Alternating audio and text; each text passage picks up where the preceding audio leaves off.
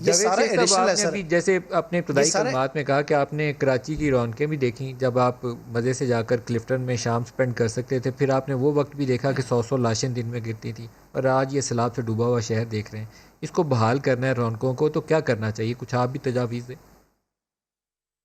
नहीं, ये तजावीज तो देखें, बस इस वक्त मेरा ख्याल है कि सबको अपने सियासी इख्तलाफात मिटा के कराची की बेहतरी के लिए काम करना है।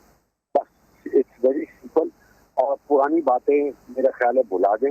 इस वक्त इस कराची को बेहतर करना है।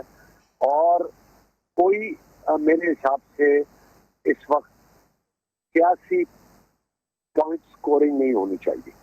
कराची की बेहतरी के लिए ऑन बोर्ड जितने भी लोग हैं, जितनी भी सियासी जमातें हैं, वो अपने अपने आइडियाज पेश करें और उनको बताएं।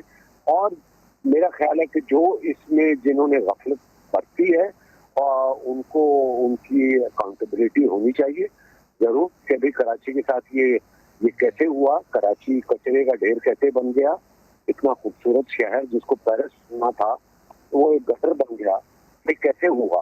खैर, ये तो एक लंबी बात है। बट इस वक्त आवाम को, सियासी जमातों को, सबको मिलके आज की बेहतरी के लिए काम करना है।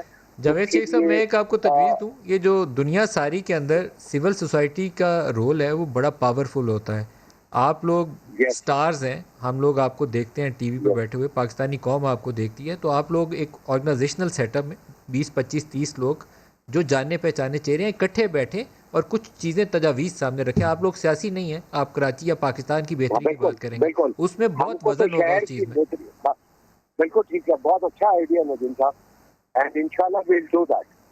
हमारा काम जो है, बीइंग अ पाकिस्तानी और हम मुल्क का हिस्सा हैं और हम इसकी बेहतरी के लिए हमारी जान भी हाजिर है। हम सब कुछ करने के लिए तैयार है। कराची एक दफा दोबारा खड़ा हो जाए, खूबसूरत हो जाए और सारी चीजें बहुत अच्छे, लोगों को तकलीफ ना हो। आइंदा बारिश हो तो कम से कम पानी लोगों के घरों में न जाए, सड़कें ना टूटे, ये मैं चाहता हूँ। और इसमें हम सबको मिलके ये किरदार अदा करना है।